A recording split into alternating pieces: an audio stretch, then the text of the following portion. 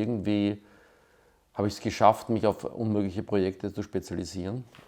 Und diese unmöglichen Projekte drehen sich meist um die Wiederentdeckung von analogen Technologien.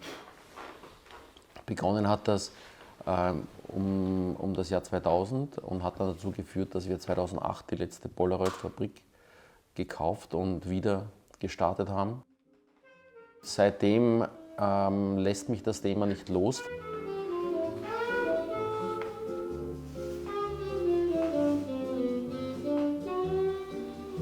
Gerade die junge Generation, die eben digital aufgewachsen ist und die wir eigentlich schon gedacht haben wir verloren an die Digitalisierung, dass die sich wieder so extrem für analoge Technologien interessiert. Und für diese Erforschung, warum das so ist, haben wir in Wien das Supersense gegründet. Das ist ein großes Experimentierlabor mit Abteilungen für alle Sinne, wo wir uns sehr mit den unterschiedlichsten Technologien beschäftigen und nicht nur beschäftigen, sondern die eigentlich auch wieder in den öffentlichen Raum bringen und probieren, die junge Generation für analoge Technologien zu begeistern.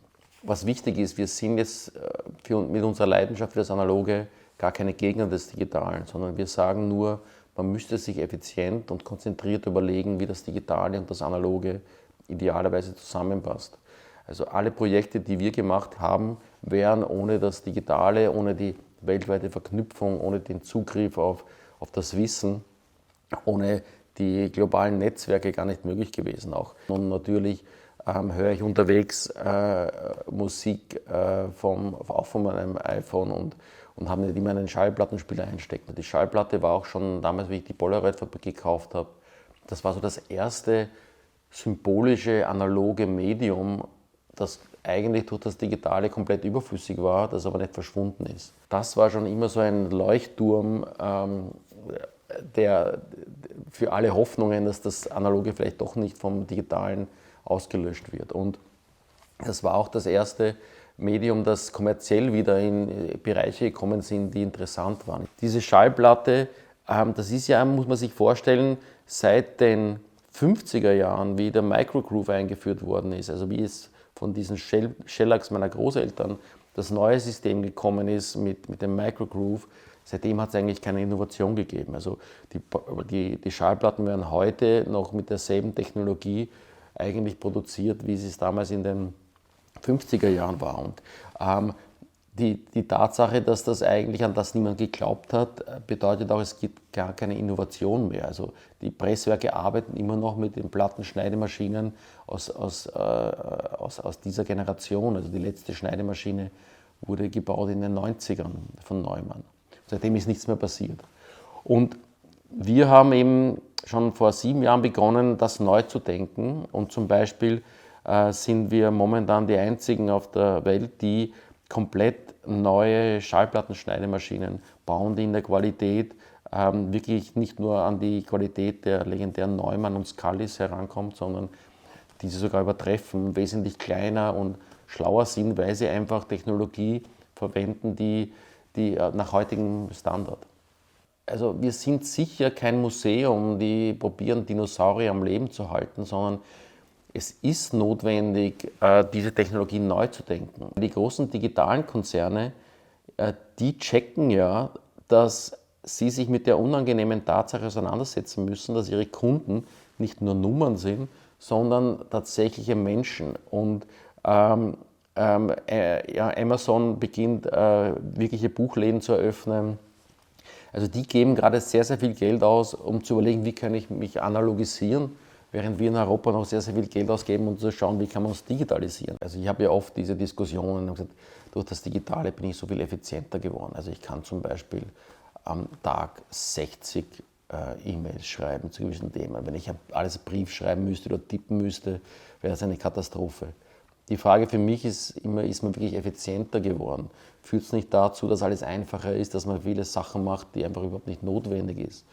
Ich habe mal mit einem Verleger gesprochen, der gesagt hat, okay, alle Manuskripte sind plötzlich 5-mal so lang wie die Manuskripte, die er noch vor 10 Jahren bekommen hat, weil es einfach so viel einfacher ist zu tippen und zu redigieren. aber das tut eigentlich der Qualität nicht wirklich gut. Mir hat vor kurzem einer erzählt, wow, ich habe diese erste Präsentation gehabt mit dieser Google-Brille, so geil, das kannst du dir nicht vorstellen.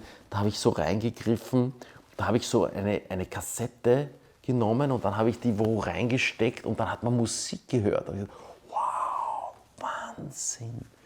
Aber warum, also warum kaufst du nicht einfach einen Kassettenrekorder? Ich glaube für mich eigentlich, dass das Digitale die beste Werbung ist, das für das Analoge, weil es in vielen Aspekten so schlecht ist, dass die Leute wiederentdecken, welche Magie in dem Analogen liegt. Also das ist so die Zielgruppe und die Leute, mit denen ich mich gerne unterhalte und mit denen man überlegt, wie kann man wieder diese Experiences, wie kann man für magische Experiences sorgen. Und da braucht es eben multisensorisch Orte, die richtigen Leute, das richtige Essen, das richtige Trinken, die richtigen Gerüche, muss sich gut anfühlen. Das ist, glaube ich, das, warum wir hier auf der Welt sind und was uns glücklich macht.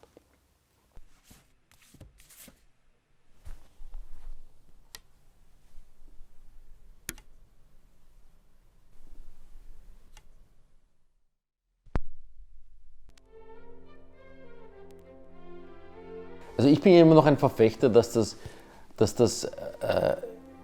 Digitale ein Trend ist, der wieder einfach an die richtige Stelle kommt. Und dass das Analoge eben jetzt eine Chance hat, sich wieder viel stärker und quer durch alle Generationen und Denkweisen zu etablieren. Also analog darf man nicht sagen, also die Realität, sagen wir die Realität, also das Reale und das Virtuelle, ich glaube, das wird sich gut arrangieren und wird wieder mehr in den Fokus und in das Zentrum unseres Denkens rücken. Es gibt ein wichtiges Sprichwort oder eine Aussage: Tradition ist nicht die Anbetung der Asche, sondern die Übergabe des Funken. Also es kann nur etwas zu einer Tradition werden, wenn man es ständig neu denkt und für die kommenden Generationen denkt und nicht nostalgisch versucht, etwas am Leben zu halten, was in den vorhergehenden Generationen Sinn gemacht hat.